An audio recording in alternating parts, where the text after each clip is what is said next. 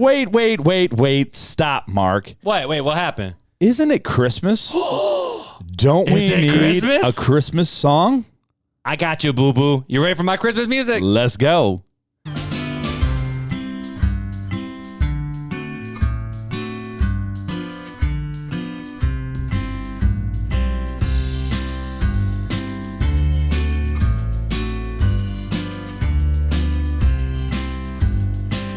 Welcome to Real Talk Christian Podcast, where we drink coffee or hot cocoa and have real conversations on faith, culture, and society.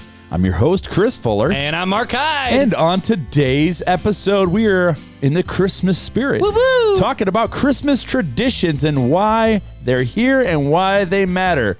Mark, should we get going? Ho, ho, ho. Let's go.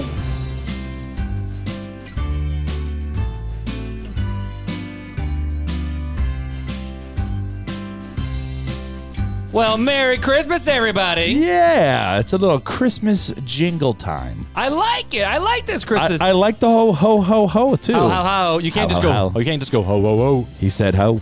Hey, Mark, wants to play? Mark, that's a pretty fancy cup you got there. What you drinking out of right there, buddy? I am drinking out of this year's RTC Christmas mug. Look at that, Complete with, fanciness. dude, you put some details into this. Dude, I worked. Because There's we got a lot of hours. We got in a cute background with like Snow snowmen falling, and polar bears and penguins and a.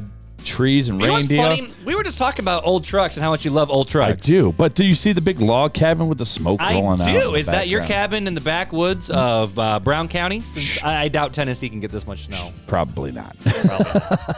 Do you think one day you will ever own a log cabin, like a real log cabin, not just like a hut and shack or an outhouse? Have you met my wife? That is not her vibe. I didn't ask if she was ever going to own one. I asked if That you is were not ever going to her- own one. That's not her vibe. Well, I'm married. We're one. So, Exactly. Come along for the ride, Janelle. Love your husband.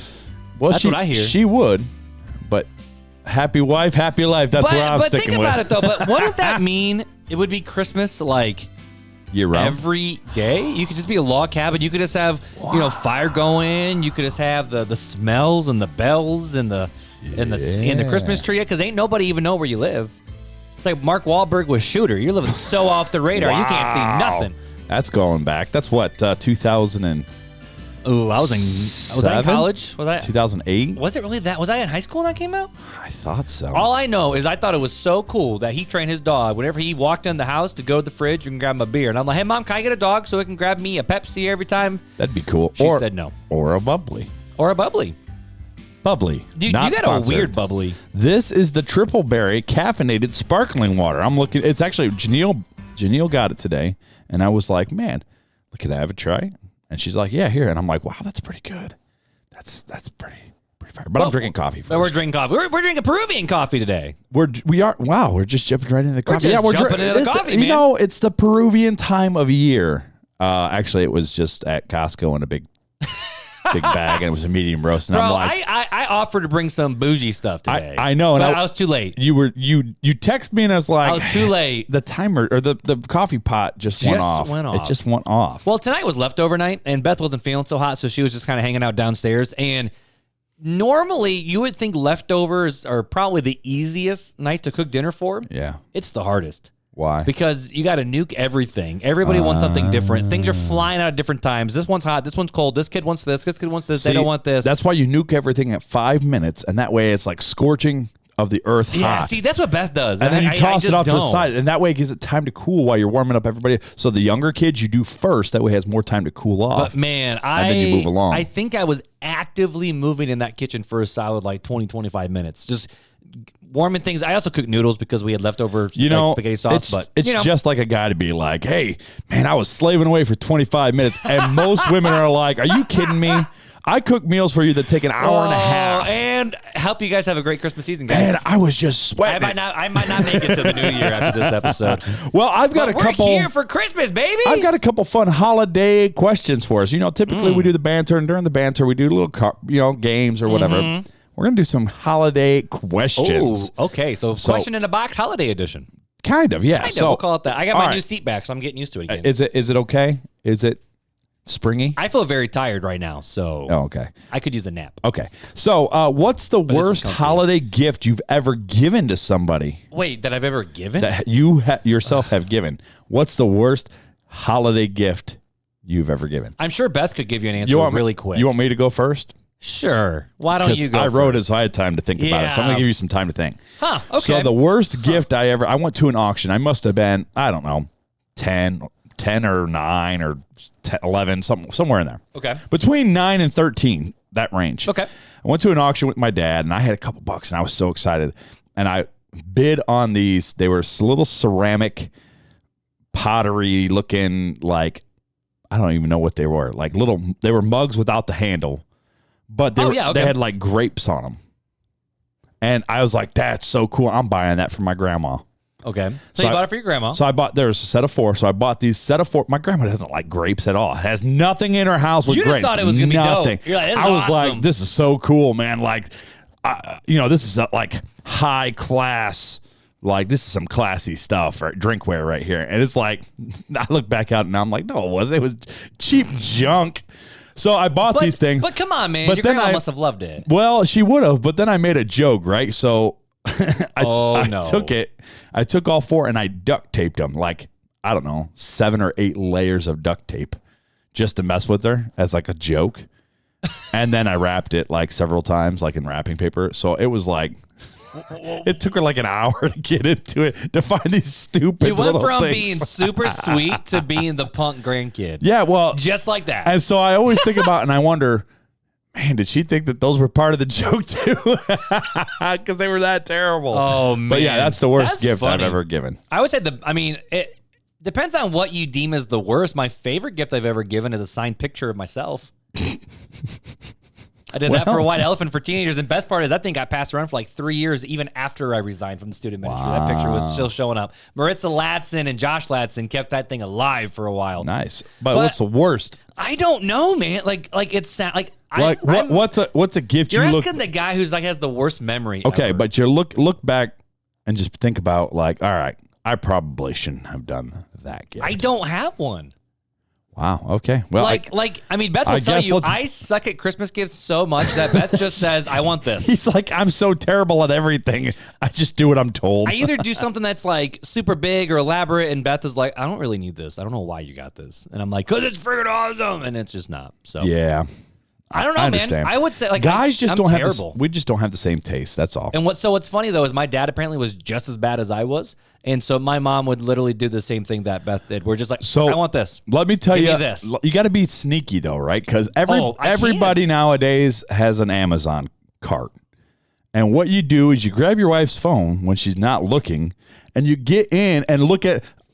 Most people are like, But we share one, looking. man. I'm the looking. family has one. Oh, okay. Like So Janelle and I, all the Schneiders. Janelle and I have, we have because you can share the like Prime with. Right. Yep. Mm-hmm. But you can have different accounts. So we have different accounts. So because we buy gifts for each other through Amazon, and so that way we can buy gifts and hide them and whatever. And yeah, so, that makes sense. so what I do, or what I've done this year is I go into her phone, I did it for her birthday too. I go into her Amazon cart and go to the saved, and I start scrolling through. What has she been looking at? Janelle's not that sneaky. She just shoots me a text. Yeah, I know. And she right? goes, I need help with Fuller. I'm like, I got you. Yeah, well, that's been the last couple of Christmases. This year, she's going to enjoy what she got because she told me, and she thinks I forgot, but I haven't. See, here's the deal with Beth: is she is the most content person in the world. Where she's like, I don't need a whole lot. Just give me time with you and some fun and some games, and I'm cool. Sure. Except when she wants something, and that's the other thing too. And part of it, I love you, babe. Part of it has something to do with the fact of I think of her being single for so long, where she's like, if she wants something, she needs it, she gets it. Because Beth doesn't buy frivolous things. Sure, she gets things when she needs them. So trying to buy a gift for someone who does not need frivolous things and just enjoys people time, is hard. See, I'm like that. I guess I could just start buying experiences. But she'd probably enjoy that. That's always a good thing, right? Is buying date nights. And I suck at finding babysitters. Because all my babysitters have graduated or got married. But you just got kids. You gotta reach outside of the comfort zone, and like you guys are going to a whole new church. There's a bunch of people in there. We got 7 kids, man. So I can't just ask an 11-year-old to come babysit a 16-year-old. Split them up. Hey, 2 go here, 3 go there. Who got is 5? true. That is Who true. got 5? I got 5 All over right, here. next question, though. Next question, because I feel like I'm just going to keep getting in trouble the more and more we talk. Next question. What's your favorite outdoor winter activity? Oh, okay. So, this sounds really funny. I actually hate playing in the snow because I have bad circulation in my fingers and my toes. So you get cold I really get cold easy. very fast. Sure. But I actually... You need those ones that they have gloves that heat. Yeah. I got them. I got them this year. So I actually love snow blowing. Absolutely. That's your favorite winter activity. Because I don't just go outside and play in the snow. Like snowman or icicle. I would say licking icicles is one of my favorites too. I like making icicles. Weird. But I don't just go out. Like even when I was a kid, I don't just go out and play in the snow. Oh, man, I used to live outside. We'd build snow forts and have snowball wars. I did when I was younger, and all that. but when I hit that's all we teenager did. age, I didn't Yeah. anymore. I mean, I'm a boring pretty person. much I'm sorry. my whole, till I graduated, we did that. Just built snow forts and all sorts of stuff. But anyways, I do love doing donuts in the parking lot. my favorite outdoor activity in the wintertime has to be tubing. That's my absolute. I haven't been able to do it for a few years, but I love tubing. I haven't been to actually. Can I renege on my answer? This would be a lot of fun. There's that toboggan chute. Yeah. Where's that? Is that up in St. Joe or where's I that think at? so. Yeah, but that was would a be, heck of a lot of fun. I've never done that, but that'd be fun. I haven't been tubing since I was in high school. Yeah. It's probably been a solid 14 years. I do enjoy cross country skiing too. I know it sounds weird. Do you enjoy snowshoe? Because I know Mike Edwards, he loves going snowshoeing over at Erskine. I'm not a huge snowshoe guy. I like the cross country skiing though, which is kind of like snowshoes, but you got skis. That's true. And you just kind of push and ski. It's like skating. I enjoy ice skating too, but I would probably say my favorite. Oh yeah. See, I suck. This is where I suck. My memory just pulling stuff out of like you can't just ask me questions. But yeah, I enjoy ice skating too. That's a lot of fun. Well, let's move on. Okay. What is your favorite holiday movie? Hands down, Santa Claus. Tim Allen, baby. Tim Allen, Santa Claus. Down. So I would have to say I love that movie, but my favorite would be the. Don't say Polar Express. No, but we just did watch that today. Would be the newer Miracle on 34th Street, the one from the 90s. Oh, I know that one. Yeah. My sister loved that one. That's probably my favorite holiday movie. No, I would say hands down The Santa Claus. Or I actually really enjoy the little kid shows where they do Christmas versions of things. So I also, one of my favorite kid movies that I love watching with the kids is Christmas Monkey with Curious George. Okay. I feel you. They had the song Christmas Monkey. So I love Curious George Halloween. Love it. Curious George, all of it, man. We're a Curious George family. So I love Curious George Christmas. Gotcha. Okay. But yeah, Santa Claus, hand down. All right. Santa Claus is the GOAT. So what was the best snow day of your childhood that you can remember? Okay. So I got 2. All right. I definitely got 2. One was in the year, I would say maybe 2000. We had a nasty blizzard that shut us down out of school for a solid week. 1997, I believe, is when it was. No, this was Northwest Indiana, so not South Bend. And I would have been too young for that because my buddy Steve wasn't in town. So this was right around 2000. Okay. So we got a ton, but we got we were in this awkward armpit, over in the region. Sure. Where it's normally it would skip over us and then it would just dump on the port and dump on Michigan City and then hit South Bend. We always get the So, lake but effect. this year it dumped first rather than going over us and then dump it on you guys. And so we were out of school for a solid week and our front yard had a sidewalk down the middle and it became the neighborhood snow fort wars. So one side was the boys, one side was the girls, and it wasn't just family. It was 6 or 7 different houses in the neighborhood, man, and it was just awesome. We built a little underground passageway. I remember I will never forget that Christmas. Nice. The other one was school got canceled. And so, of course, our class was like, hey, since school's canceled, should we all drive anyways and go sledding? And so, our whole class, our youth pastor showed up, one of the teachers, and we just went over to Erskine, and we just sledded. We made some nasty, huge ramps, and we're just getting air. Nice. So that was actually I think that was probably the last time I've been tubing, actually. Wow. I don't know if I've been tubing with the kids. You probably should. I probably should. Your kids aren't. But I don't know if I've gone tubing with the kids. Yeah. That's hard work getting 7 kids bundled up, man. So my favorite, well, most of your kids are old enough they can get them self-bundled now. But my favorite snow day childhood memory was I think it was 1999. We got hit again, but this time it was really, really bad here in South Bend. And I was homeschooled. It might have been 99. I was homeschooled, so it wouldn't have mattered. Okay. But I remember going, so there was, so you know where York and Jackson, that school, what's that school right there? On York and Jackson, corner of York and Jackson. Yeah, that's Hamilton. Hamilton. So they have a wicked hill. Because Marshall's a little bit farther north. Yeah, Hamilton. They have a wicked hill on the that south goes side. down. That goes to the soccer fields. I used to Yes. go. The Christmas before, I had just gotten a snowboard from my grandfather, and so man, I waxed it all up, and I went down there and I snowboarded. I don't know, probably 8 or 9 hours on the hill, and it seemed like a huge hill back then. I go look at it now, I'm like, oh, that's just a little tiny. But for thing. a kid, but like it was a 10-year-old, 11-year-old kid, that's awesome. We went there and we went sledding and snowboarding all day long, and then we came back, and my dad had come home from work early.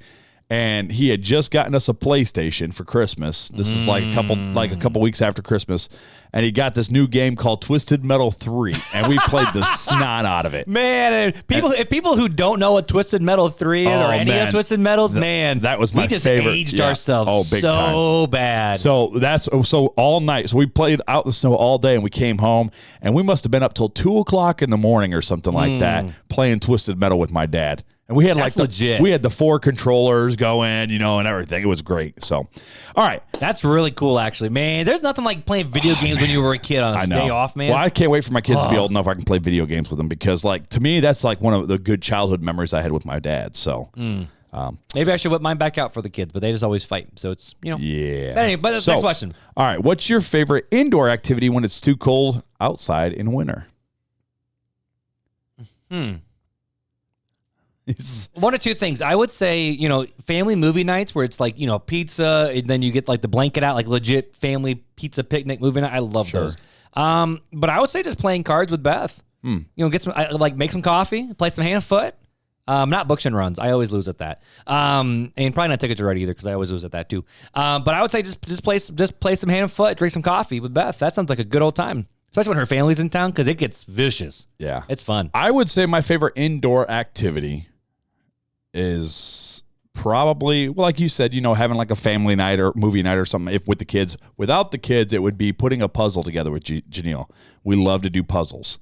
So that's what we used to do before kids all the time was we just do puzzles. Now, you normally watch a movie when you're doing the puzzles? Oh, yeah, definitely. Definitely watch a movie while we do puzzles. But yeah. Watch the Hallmark Channel and watch all them Christmas movies with Cameron Cannon Burr and Jen Lilly? No.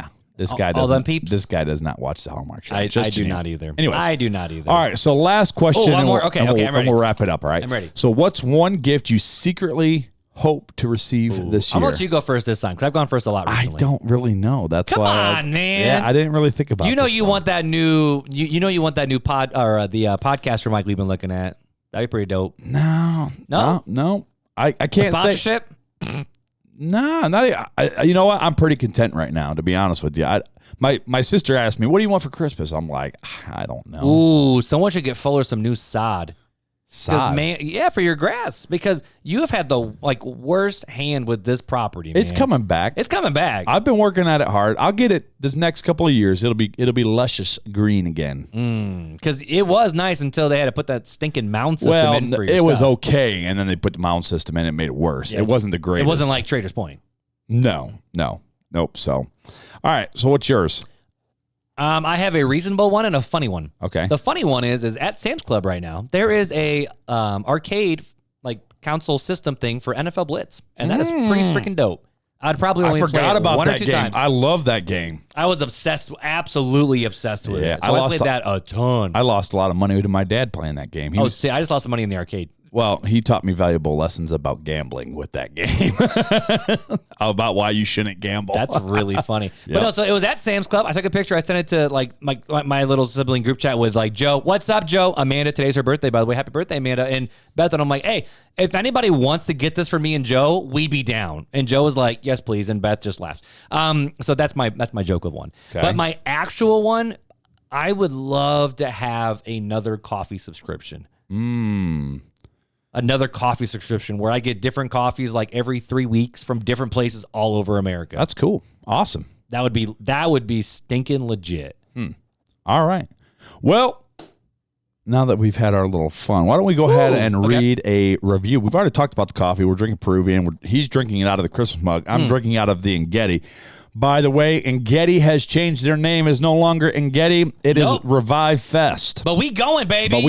And if you would like to go too, let us know before you go and buy your tickets because we might be able to work out a little. We have the hookups.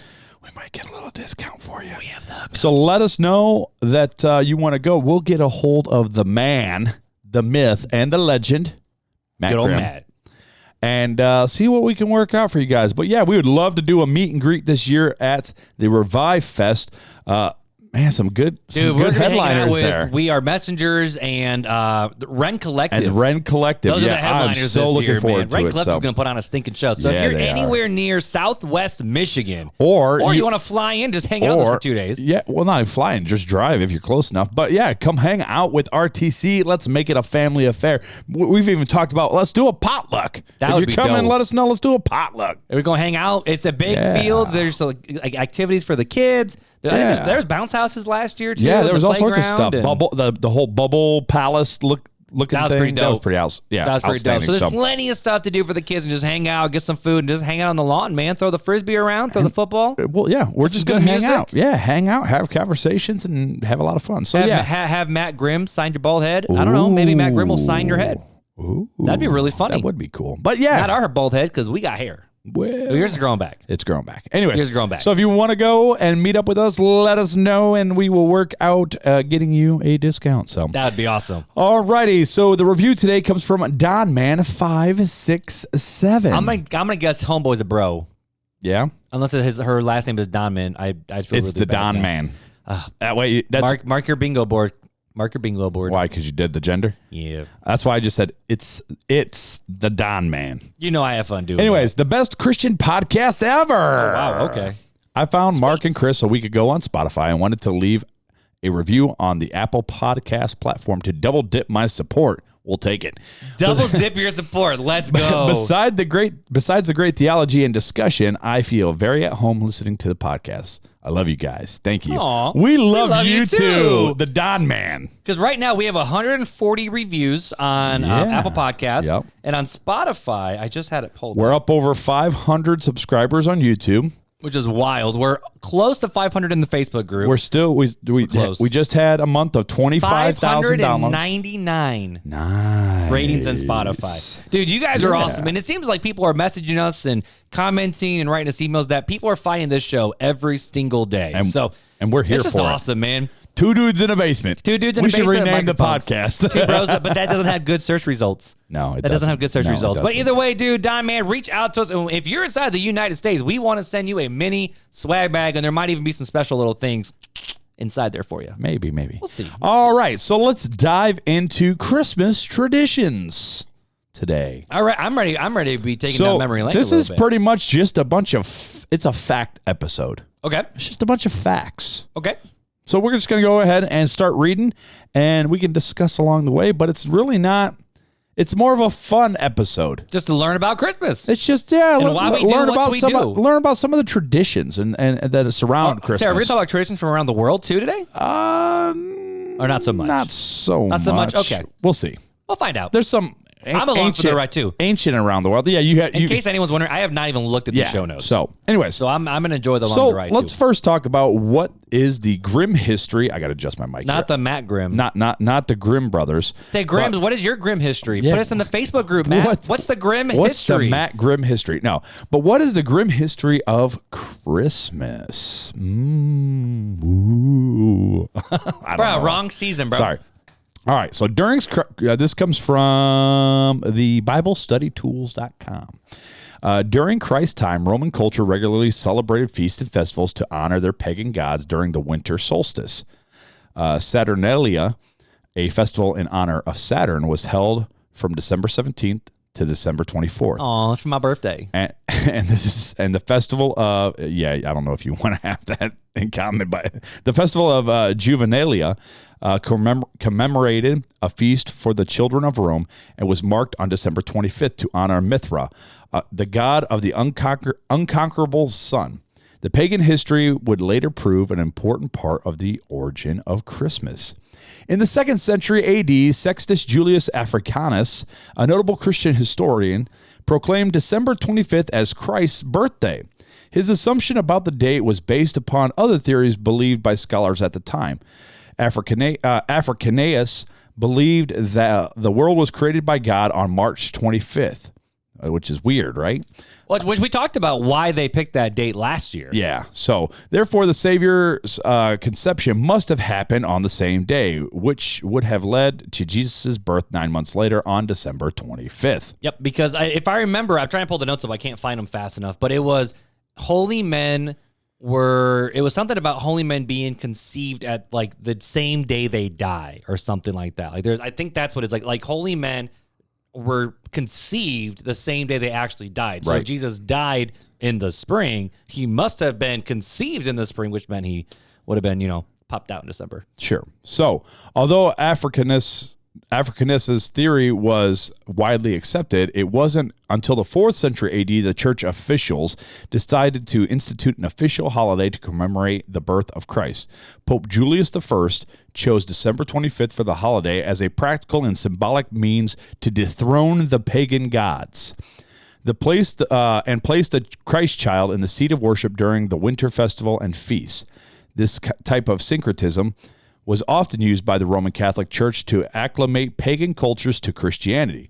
The new holiday, originally branded the Feast of the Nativity, spread to Egypt by 432 and reached England in the 6th century, where it was renamed Christmas. However, the holiday bore little resemblance to Christmas today. Even though the church had successfully redirected the focus of worship from multiple pagan gods to Christ, the immoral celebratory style of the culture remains central to the holiday's festival. On December 25th, Christians would attend a special church service. Afterward, parishioners would indulge in drunken feasts, engage in wanton sex, and mob the streets in carnival-like displays of revelry. Yeah, because that's what we're supposed to do. Yeah. The poor would use the holiday as an excuse to terrorize the rich and demand gifts and food in recompense for their misfortune.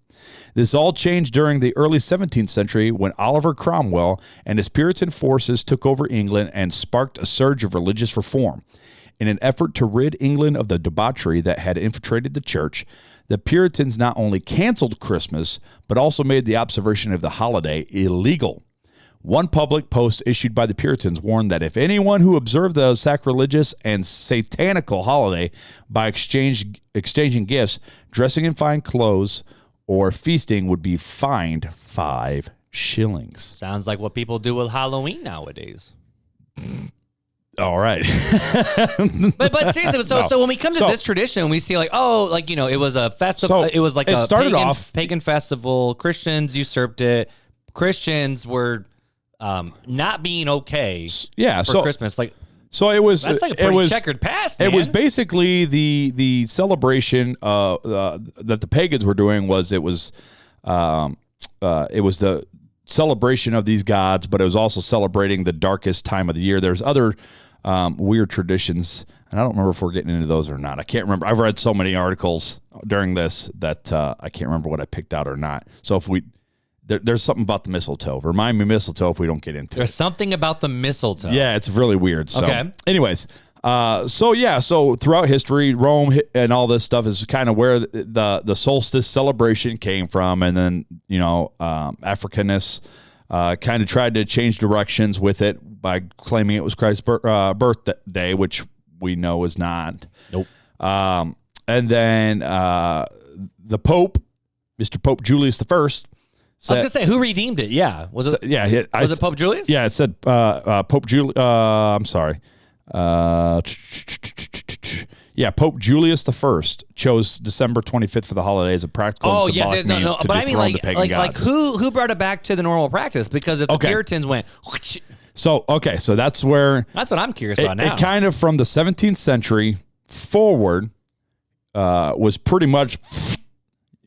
Probably not across the world, though, but was that just England? That was in England, right? And that was in most places with the, it was in Germany. It still continued on, but it looked a little different, right? It was, this is where we get like St. Nicholas and all this stuff from, right? Which we discussed previously. And I think it was a bonus episode 50 something, maybe before that. I don't know. Oh, actually, no. So I think this I have it in here. Also banned in America. So in 1659, the Puritans banned Christmas in Massachusetts. Sure, right, exactly. So, yeah, it was banned because of the Puritans. So now we're going to get into the history of Christmas here in the United States. Wow, right? That's fascinating. Okay. All right, so here we go. In America's pre-Revolutionary War era, the early settlers brought the debate about Christmas with them to the colonies, right? The Puritans coming over, Mayflower, they held the same belief that they were bringing from England. Some believe strongly that Christmas should be celebrated minus the immoral activities. Others considered the holiday sacrilegious. Because of this controversy, the observance of Christmas was considered taboo in some states and illegal in others until 1870. Most historians agree the reason for America's change of heart regarding Christmas can be linked to three key factors: 2 classical works of fiction and Queen Victoria's influence. So when Washington Irving wrote the sketchbook of Geoffrey Crayon, Gent, in 1819, the collection of the stories took America by storm. The sketch title, Christmas, painted a vivid literary picture of selfless giving and peaceful nostalgia that soothed the nation's post-war tension. So the story was also so well received that Americans adopted Irving's fictitious Christmas traditions as true customs of the season. Here's the fun one, right? Charles Dickens' 1843 novel, The Christmas Carol, which is one of the greatest stories of all time, caused America to rethink and reimagine what Christmas could be like if charity, goodwill, and families were given a chance to thrive during Christmas time. So it's kind of cool that you got 2 authors that are like writing books, fictitious books, and it helped change tradition. Yeah, it's kind of, it's the same idea like with Pilgrim's Progress, and there's a lot of times fiction books, for lack of a better word, create the beautiful picture of what could be and what can be and what should be. Right. And sometimes it just speaks, like stories speak volumes, man. Right. I was trying to look this up and I couldn't find it real quick besides Christmas controversies. So, England, the Puritans, the Massachusetts Bay Colony, they all stopped celebrating Christmas because it basically just became outlawed of the type of celebration. But obviously, people still remember that this was celebrate Jesus' birth, that Jesus coming, and this like that in certain contexts because we didn't lose it. Certain groups. But I wonder, and this I don't know, and I was trying to find it really fast Googling, did the Catholic Church stop celebrating Christmas? What the other colonies were like? Everything I read. We're talking about in America right now. Yeah, everything I read, I didn't see any progress from there. Yeah, we're talking about America right now. There's some which we'll talk about in a little bit of some of the traditions that came from the Catholic Church, but we'll get to that in a bit. So, 1843, Christmas Carol, and that was kind of the big push, right? Those couple of works, the sketchbook the of title, Geoffrey Crayon, Geoffrey Crayon, The Christmas Carol. And The Christmas Carol, were two of the fictitious books that really pushed most of the traditions of charitable giving, of peace on earth, goodwill to men type of things that we see not so much in the Christian families, right? Because Christian families, we celebrate Jesus. We do celebrate these things, but everybody, right? Everybody's kind of like, oh, this is a time when we're supposed to be charitable. This is why we give to the, Mr. Santa Claus and Salvation Army. Right, exactly. So that's why you see a lot of that. So in 1870, President Grant declared Christmas a national holiday. So just think about that, right? Christmas has only been around as a national holiday here in the United States for 150 years. Which is weird. So a national holiday in commemoration of the birth of Jesus Christ. Historians believe that Grant's decision was a strategic move to encourage a sense of unity at a time when urbanization, industrialization, and the aftermath of the Civil War had left the nation ill at ease. Christians expand on that reason to explain that Grant wanted to remind Americans of their common faith in Jesus Christ, the Prince of Peace, at a time when peace was desperately needed in our nation.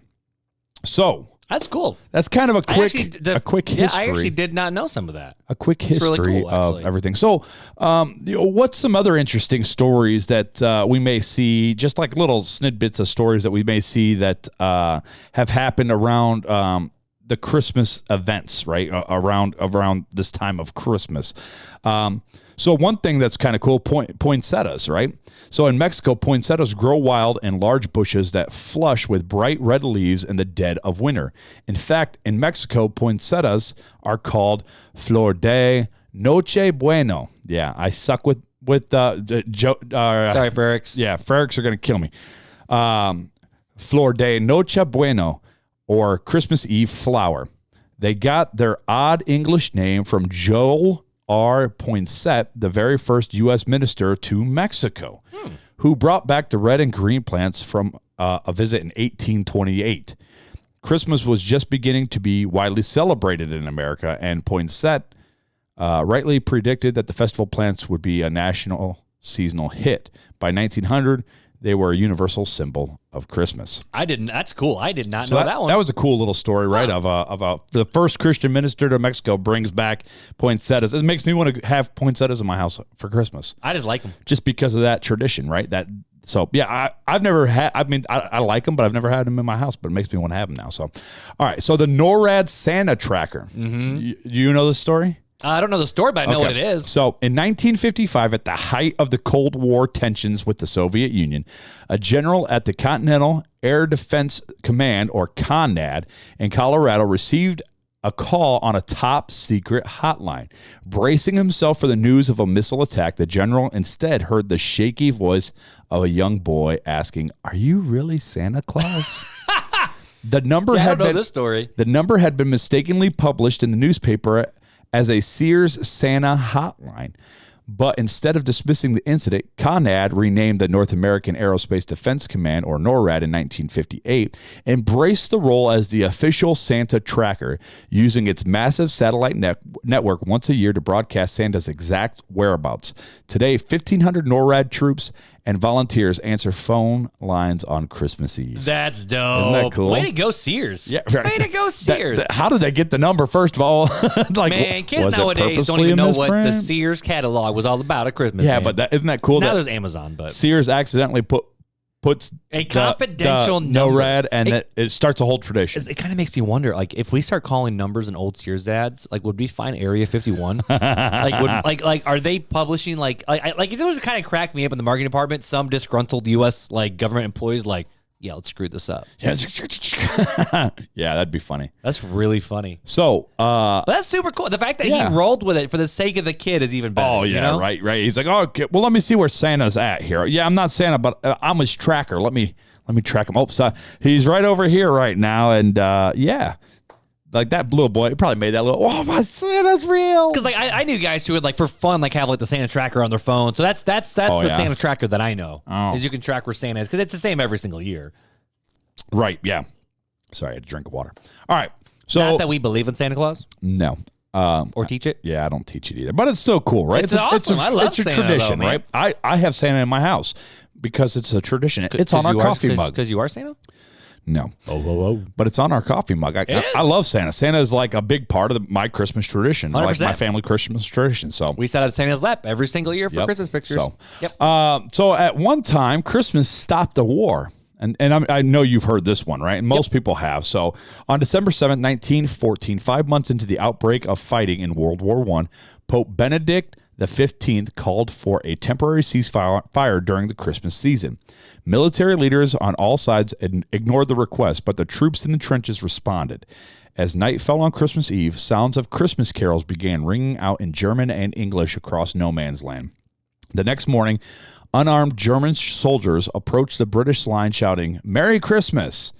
They were met with hearty handshakes, gifts of chocolate and cigarettes, and a spirited game of soccer. The so-called Christmas truce was short-lived and never repeated, but it speaks to our shared sense of humanity even in the darkest moments. And soccer has a way of bringing cultures together. And chocolate and cigarettes. It was lumped into the same thing. I mean, that's where Madam Secretary, like, they got that idea from, I think, from that one episode where they did the kid soccer game between Israel and Iran, I think, or something like that, to just show, like, the camaraderie of what we can do. Right. Yeah. Put everything aside. Yeah. So I know that one. That one's just actually really cool. And I think it actually shows a little side of these were just normal dudes who were far from home. That's what I said. It showed a sense of a shared humanity in the darkest moments, right? Yeah, because a lot of times, man, it's... I mean, I don't want to go too far off the beaten path, but there's a lot of dark times as well, and it's like can Christmas be that time to bring neighbors together and neighborhoods together, and sometimes we just don't do that and don't lean into it. But it's the time for peace on earth and goodwill to men. All right. Good news, baby. So here's the last one. This is kind of like a fun fact that I think we did at one point, or we've talked about at one point. I'm sure this was a fun fact at some point. But I love it, and so I put it in here again. So Rudolph was a marketing ploy. I'm pretty sure it was our first year's fun fact. So in 1939, retail giant Montgomery Ward, you remember that store? Came up with the idea. I know what it is, but you don't remember we didn't really have Montgomery one Ward? back where I used to live. And when I moved okay. here, that just closed down. Yeah, okay. So they came up with the idea of writing its own Christmas book to hand out to kids during the coming holiday shopping season. The task fell to copywriter Robert May, who took inspiration from his daughter's love of the reindeers at the zoo and his own children as a small and his own childhood as a small shy kid who was never invited to play sports. More than 2 million copies of the original Rudolph the Red-Nosed Reindeer illustrated booklet were distributed in 1939, and the character instantly became a beloved part of American Christmas lore. That's just fun. When did the original Rudolph the Red-Nosed Reindeer movie come out? Oh, I don't know. It was a while. It was black and white originally, so 1940 something, I'm guessing. 1964. Oh, wow, I was off, way off. So that was 30 years later? Rudolph the Red, yeah. Yep. 30 Yeah. years later. That movie freaked me out as a kid. I'm not What? going to lie. You didn't like the Humble Bumble? I didn't like the He's all Yeti. humble. I didn't like the Yeti. Yeah, the Bumble. Oh, that was his name? I don't know. It just something about that claymation just made like it just freaked me out as a kid. I didn't like the Island of Misfit toys. Oh, I it was just didn't like hilarious. Yeah. I didn't like it. So I love those old classics. Like I still watch those classics every year. Like that one, the Year Without Santa, is another classic. That's the claymation. I don't know that one. All right, so let's dive in a little further. When did Christmas become more Christian? So you talked about this a little bit. Yeah, this was the question I was hitting at. So it was. I read this interesting article in Christianity Today that talked about Martin Luther actually had a big influence in the Protestant church for influencing Christmas, which would tell me that he must have had a lot of these beliefs, being that he was Catholic, right? So I would assume that some of these beliefs were still going on in the Catholic Church during the time of Luther. So the Christmas tree, special carols, and presents on December 24th, these much-loved traditions are all linked to Martin Luther. Start with the tree. While walking through a snowy woods under a bright starlit sky, the beauty of the scene so moved Luther that he wanted to recreate it in his home. So he cut down a fresh tree, brought it inside, and decorated it with real candles, or as the story goes. Sam, that doesn't sound wise. So it's, yeah, or as the story goes. What is known as the Great Reformer composed a Christmas carol still sung today, from heaven above to earth I come, to bear good news to every home, which I have never personally heard that carol. I'll say, yeah, I don't know that one. But yeah, so I guess that's a carol that's supposedly still sung today that he wrote. He also moved the date gifts were given from St. Nicholas Day, which was December 6th, to Christmas Eve, December 24th, which I never knew that. I never knew that. No. And I thought that was really, really interesting. I knew about the tree, but I didn't know about the date move. Yeah, so so a couple of years back, we did this St. Nicholas or Sinterklaas. Remember that whole thing? Yep, I remember that one. And so we talked about that they celebrated Sinterklaas. They never really celebrated birth, but his death, remember? And he died on December 6th, which is why they went through that. That was our old... Right, which also, I mean, St. Valentine's that way, Right, St. Patrick is that way, so obviously St. Nick would be that way too. That's right. So yeah, another thing, Luther's writings contain a multitude of reference to Advent and Christmas. The following excerpt comes from a sermon of the Nativity that he preached in 1530. And he said, "If Christ has arrived with trumpets and lain in a cradle of gold, his birth would have been a splendid affair, but it would not have comfort to me. He was rather to lie in the lap of a poor maiden and be thought of little significance in the eyes of the world.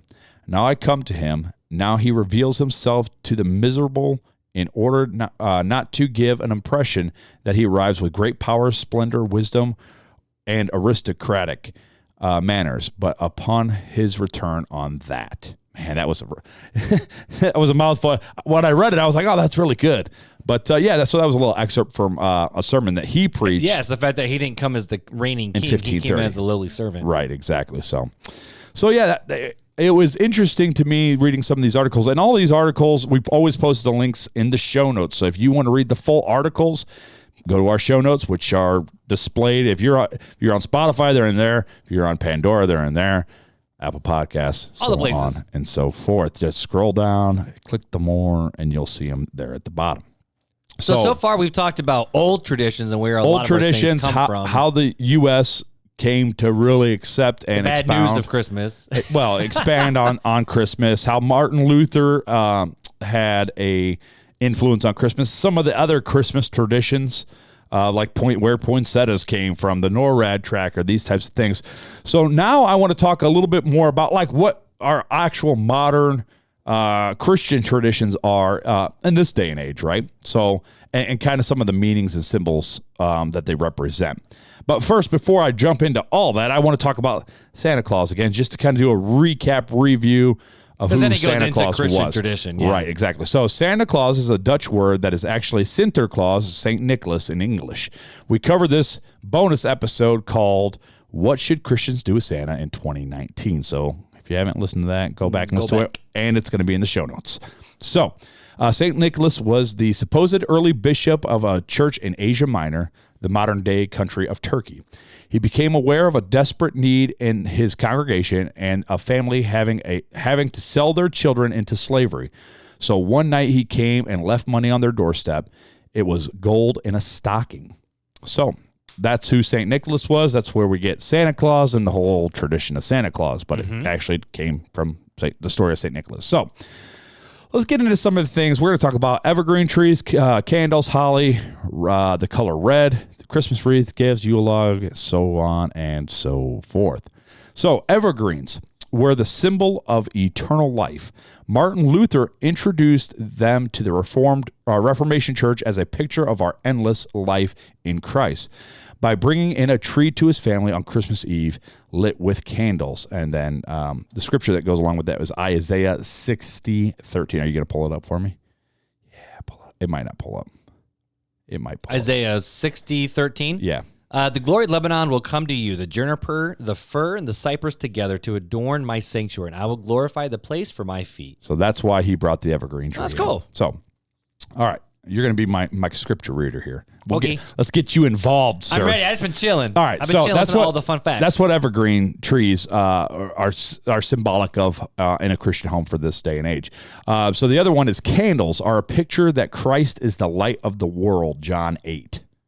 And that's an entire chapter, so it's a big chapter. So let's just say John 8. It talks about him being the light of the world. Do you want to read any of it or no? Well, that's what I'm scrolling through over Jesus' assessment. When Jesus spoke again to the people, he said, I am the light of the world. Whoever follows me will never walk in darkness, but will have the light of life.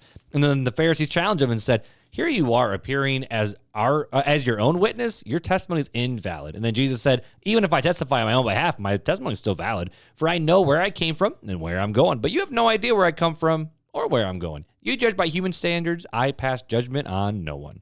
And then he continues. Yeah. So Jesus is the light of the world. Bam. That's why we do candles. That's what candles represent. All right.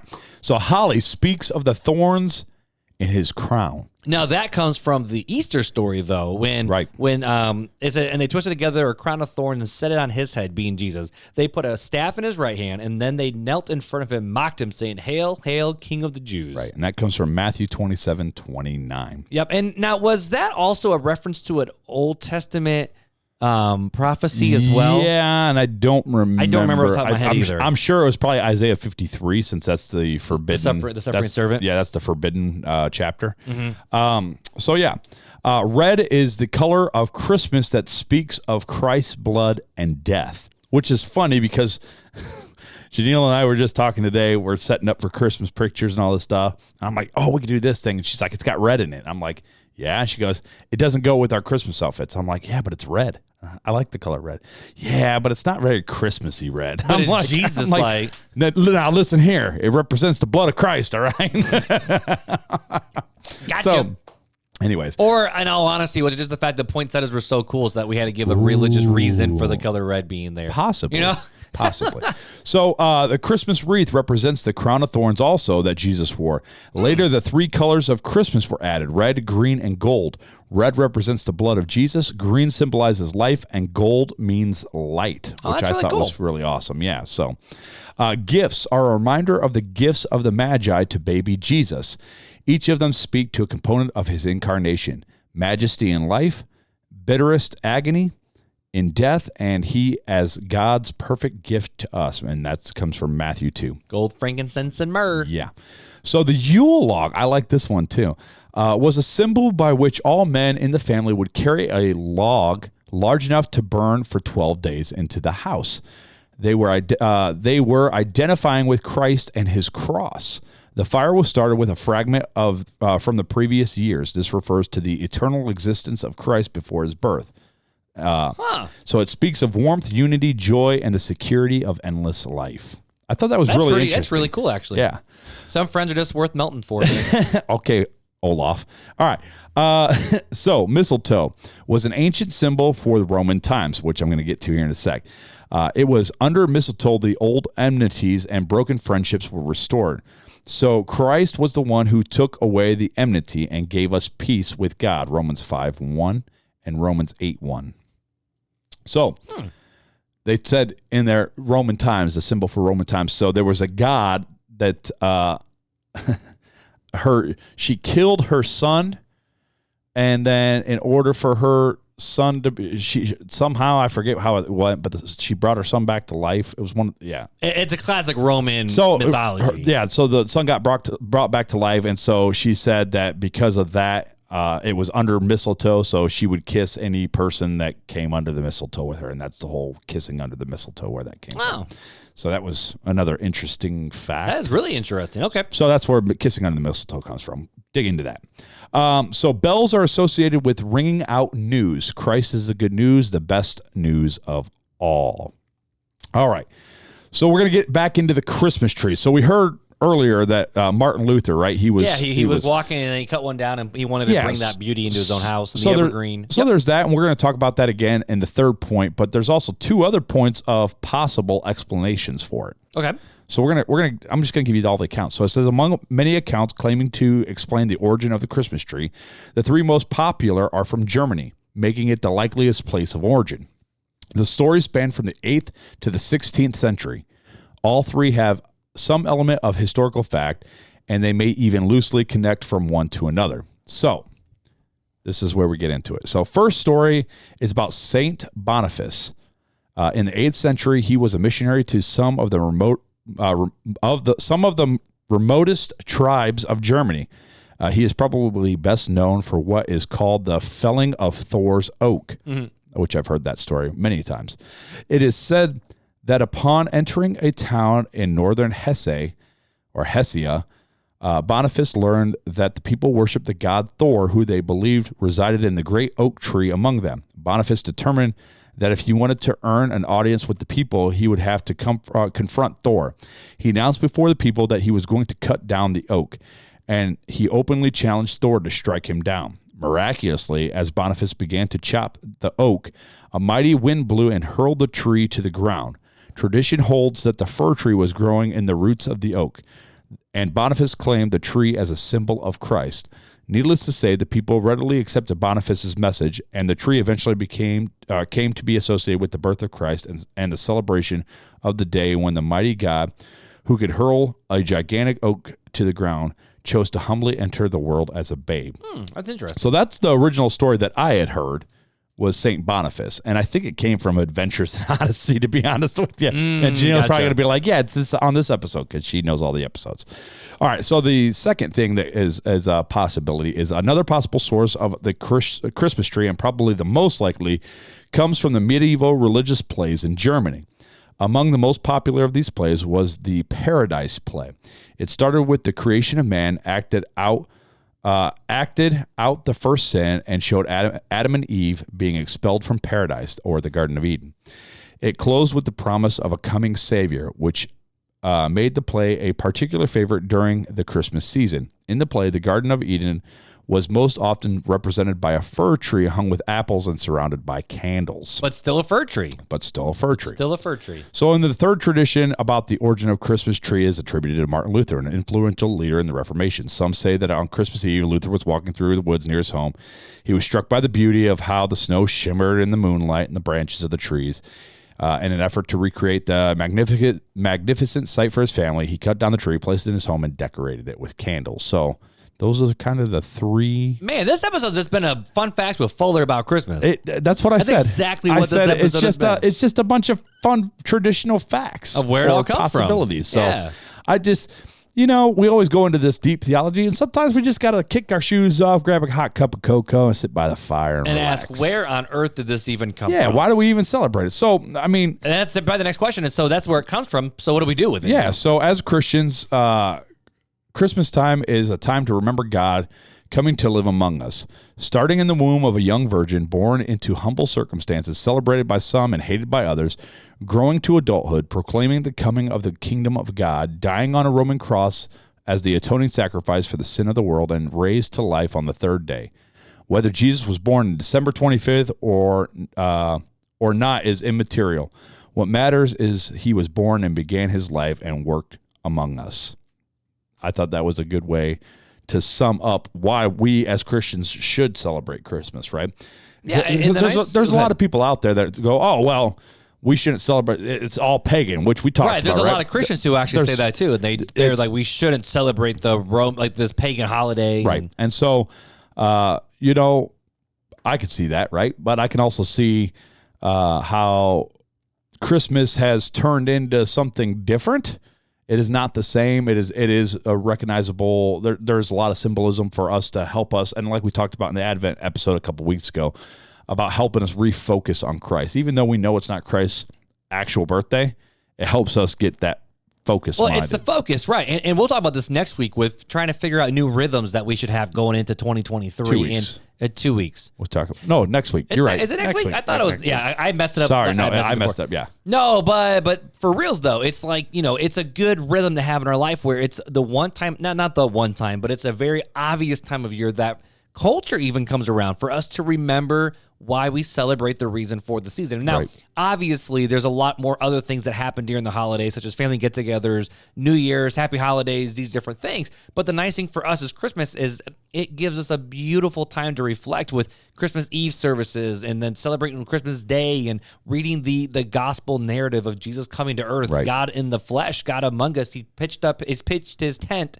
and dwelt among us. Like, he took up residence with us. Well, and this is something that we need to keep our eyes and mind focused on to never forget. And Christmas gives us a really, I don't want to say easy, but at the same time, a simple segue into that conversation. Well, yeah, and that's the thing, right? Is that twice a year, most non-Christians attend church, and those 2 times a year are Christmas. Creasters.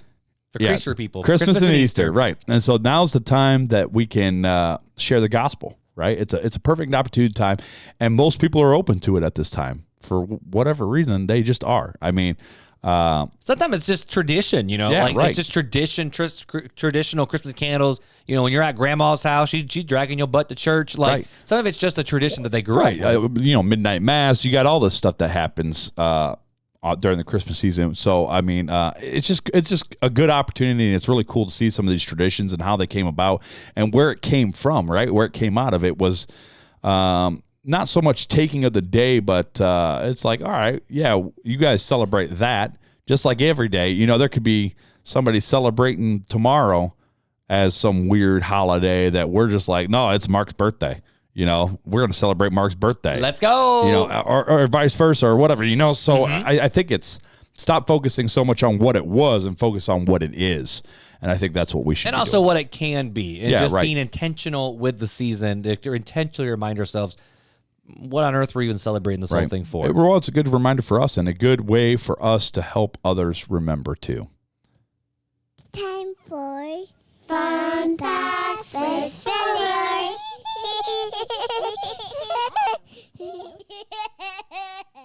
Man, maybe I should have just hit that button at the beginning of this episode. Yeah, probably. Be like, it's all Fun Fact with Fuller, man. It's a walk through history. Well, thank you for that. That was a lot of fun. Yeah. But do you still have a fun fact to end the show? I do. You would never miss it. This one is an interesting one. It's kind of taking a turn for the worse. We're back to the grim state, Matt Grimm. Okay. All right. Christmas decorating sends nearly 15,000 people to the ER every year.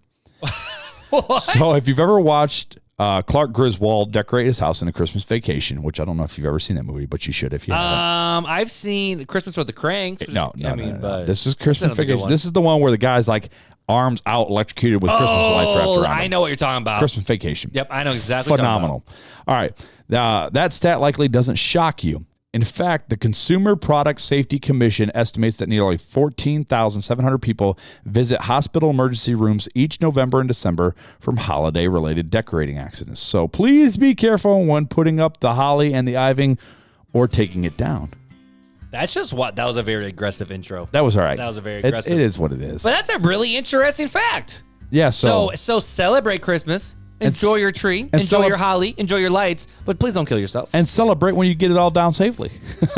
Or you can just call them seasonal lights. Ooh. And just never take them down. This is my spring light, and now it's my summer light. Because you would never need to take it down if they're just always there. Which I did see these lights that I'm thinking about doing. It's these LED strips that go like up the peaks and around or whatnot, and they're like LED color changing. So if I want them orange, I can do orange for that's like cool. or purple for Halloween. I could do like green and red for Christmas. I can do blue for Easter.